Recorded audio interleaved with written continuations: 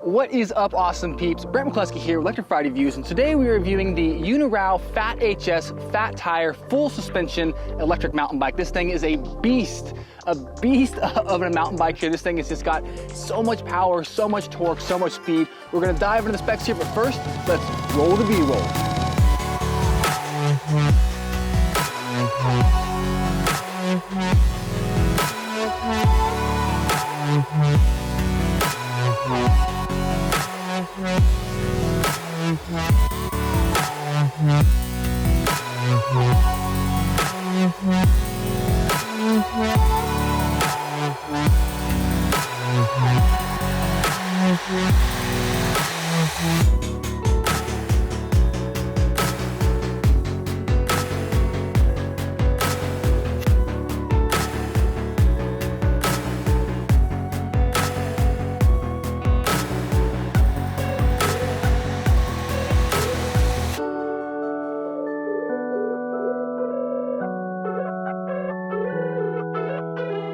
All right, awesome peeps. Again, this is the Eunorau FAT-HS fat tire full suspension electric mountain bike right here. It is just a beautiful ride. $27.99. So it is not a entry-level bike by any means. This is more of a kind of like a professional grade electric bike. Okay, that's the price point that reflects that. Now, this company Eunorau does offer a 14-day money-back guarantee on their products and a 2-year comprehensive warranty, which is really sweet. So if something does go wrong, you've got 2 full years to kind of execute that warranty. Something's wrong with the battery, they send you a new one. Something's wrong with the motor, whatever, they fix that for you. So very cool. It gives you a good feeling of comfort when you do spend this much money on an electric bike that realistically you can't test before you buy it because it's direct order, right? So very cool. Really like it when companies have generous warranties like 2 years. So good stuff. Right now, this bike does only come in this one color right here. It's kind of like a somewhere between like a mustard yellow and like an olive drab. And then brown, and then only comes as one frame size right here. So maybe in the future they will offer more frame sizes and more colors, but right now what you see is what you get, and that's not necessarily a bad thing, but I'm just calling that out. So let's dive into the specs here. We'll start with the motor right here in the middle of the bike, which is always a good start. So this is going to be a mid-drive motor. It's a Bafang 1000 watt mid-drive motor with 120 newton meters of torque. It is just a monster of a motor. Peak wattage is around 1500 or so. It does have a torque sensor compared to a cadence sensor, which is awesome. So it measures the actual pressure you're placing on the cranks compared to the rotational speed of the cranks. So very responsive, very quick activation of the motor when you start pedaling, and very quick deactivation when you stop pedaling.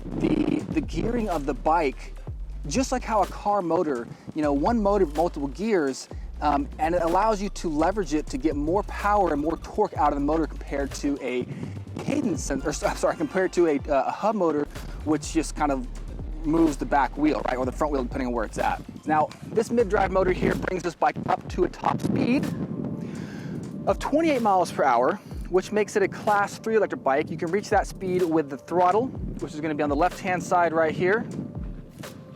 Boom. Or you can reach that with, like we talked about, the torque sensing pedal assist. So 2 ways you can reach that there.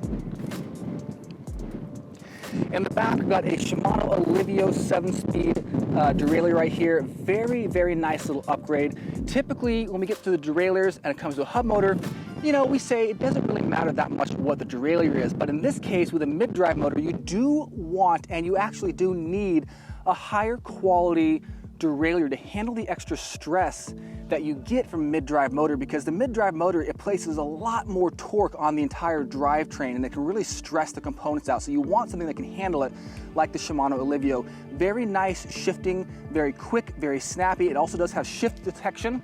Whenever I shift gears with this bike, it automatically cuts power to the motor just for a brief second, and that again helps to alleviate the stress of the motor on the drivetrain. Because if you don't have shift detection with a mid-drive, especially one that's as powerful as this, and you shift gears without letting off the gas or without easing up on the pedaling, you can easily snap some components. So shift detection, very important, and this one feels to be working quite well. It's very sensitive, very accurate, and it's very quick. So it's just a deactivation, activation, deactivation, activation, really, really quick. You'll see here, like we talked about, this is a full suspension bike. I just love that. So in the front here, we've got RST guide suspension, decent little setup right here. It does have preload adjust, and lockout, so you can adjust, you know, how spongy or how stiff the suspension is. About 80 millimeters of travel on this suspension. It also does have a rear spring suspension. I'm not sure how much travel is in here, probably around 50 to 60 millimeters, something like that. But this also does have preload adjust as well, which is nice, so you can adjust, you know, how stiff or how loose that rear suspension is. So good stuff. Now the battery on this bike is actually housed inside the frame, so it's an internal battery, but it still is locking and removable, so you can pretty quickly take this battery out of the frame. But in order to do that, there is one screw right there on the underneath here. You do have to release that screw. As soon as you do that, you can take this little brown cover off right here, and the battery can pop out once you put the key in there and turn it and unlock it. So one quick little step. So, I mean, I would still say it's pretty much hot swappable. It only takes about 30 seconds or so to get that battery out. So not a big deal. Now, the battery itself is going to be a 48 volt, 14.6 amp hour battery for a max range of about 40 miles or so, just depending on how you ride this. And that's what we always say with range, right? It's an estimated max range. And if you are in a low pedal assist setting, if you're in eco mode, if you're not going up steep hills, if you have the tires fully pressurized, yeah, you can get 40 miles out of this. But if you ride it like I do, in the top pedal assist mode, using the throttle a whole bunch, going max speed pretty much the entire time, I mean, realistically, you probably get somewhere around half that, maybe 20 miles or so. And that's pretty average for us when we actually do range tests. We typically get about half the range out of it. But again, max estimated range depends on how you ride it. The frame itself is 6061 aluminum alloy, and it's gonna weigh in at about 80 pounds or so. So it's kind of heavy, but that does make sense because it's full suspension, fat tires, huge motor, decent sized battery. Yeah, I mean, I kind of would expect that. Now on the other side here, we've got hydraulic disc brakes, 180 millimeter rotors on both the front and the rear wheels here. Now, I think these are like, it might be Tektro, but I feel like they're no-name hydraulic disc brakes, and the stopping power, they're good, but the stopping power is not as good as some of the other hydraulic disc brakes with 180 millimeter rotors. It's just, you have to put a lot of pressure, you know, on the actual brake levers to kind of get the full stopping power. I don't know, maybe it just needs to be broken in. Sometimes with disc brakes, it does take a little bit to kind of break them in. There's kind of like a protective layer on them, and it kind of reduces the friction because it's maybe for like rust or something, and then after a while it wears off and then you kind of get a better grip. So maybe that's what's going on here, but just want to call that out. But even still, I'm going to change direction. The wind here is nuts. It's so windy. Even still, the stopping power on this is actually quite good. So yeah, just want to call that out though. What else can we talk about here? Quick release seat post. You can change the height on the fly, not too bad. I do want to show you the light, the front light on this actually, because it is definitely noteworthy. So I'm gonna turn this on real quick. Okay. Now, I don't know how well it's gonna show up on camera, but this is actually a pretty bright front headlight. One of the brightest ones we've seen stock on an electric bike. Very happy with this, very happy. You could probably even illuminate your path at low speeds at night with that headlight. So it's not just for visibility, increasing visibility so people can see you, but you can actually see with that headlight, so pretty cool. Also, because these are hydraulic disc brakes here, it means I can adjust the resting position of these levers. So I can bring these in like this, or I can let them out further, you know, so the natural resting position is different. So if I have gloves on, bigger hands, smaller hands, I can just go ahead and adjust those. What else do we have here? The tires on this bad boy, 26-inch by 4-inch fat tires. I mean, just look at these massive, massive tires. The fat tires are awesome, especially for a bike like this that has the power to kind of handle these fat tires, because fat tires are cool. Look, they have more air volume, so they actually give you some extra suspension along with the full suspension of this bike, so that's nice. But more than that, they have a really wide tire patch and they just float over soggy terrain. So if you're gonna be taking this thing through like mud, sand, snow, loose gravel, stuff like that, these fat tires are really gonna help. They also have a minimum PSI of just 5. So at 5 PSI, you can air this thing down and the tire patch gets even wider. And it's like for snow especially, I mean, it makes a big difference. Now, well, I do wanna say, one of the biggest negatives of fat tires is they're heavy, they're big, and it takes more effort for the motor to turn those things. So that's one of the reasons why having that powerful 1,000 watt mid-drive motor does make a huge difference. And just the way this bike feels and handles, it feels aggressive, and it feels like it wants to eat up the trails. Sometimes when you have fat tires and you get less power, like 500 watt motor, it can feel a little sluggish, you know? So moving on here to the display, you probably saw a second ago I turned this thing on. There we go. So we got a independent button pad right here on the left. We've got a mode button, plus, minus, and the power button. Hold the power button down, brings this thing to life. Here's the display right here. It's pretty easily visible in broad daylight. With my polarized sunglasses, it's just blocking it out. So maybe this is already polarized and my polarization is like doubling up and kind of blacking out the screen. But when I have my sunglasses on, I can't really see it. That being said, it does have a 5-bar battery indicator right here on top. So what is that, 20% increments? Not bad. I prefer a percentage indicator, but this is not bad. Little indicator right here to show you when the lights are on, what level of pedal assist you're in right here. So you can go from 0 all the way up to 5. 1, 2, 3, 4, 5, and that's turbo mode. Current miles per hour or kilometers per hour, you can switch that around. And then distance, speed, that's the display. It's a nice display. It is easy to see in direct sunlight, but if you have sunglasses on, that might prove to be an issue for you. Just something to keep in mind.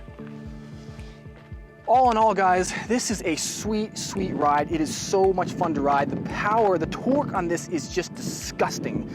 It is a disgustingly powerful bike. The 1,000 watt mid-drive motors from Bafang are hands down our favorite motor here at Electrified Reviews. They are just, you get so much out of those motors, you know, for the price point compared to like a Bosch or a Brose, which is not as powerful, not as much torque. Yes, it's, you know, it's a little bit, yes, those are smoother, they're a little bit quieter, but man, when it comes to just like raw power, this is the way to go. So look, we have covered the specs in this thing. Now it is time to take the Eunorau FAT-HS fat tire, full suspension electric mountain bike out for a ride.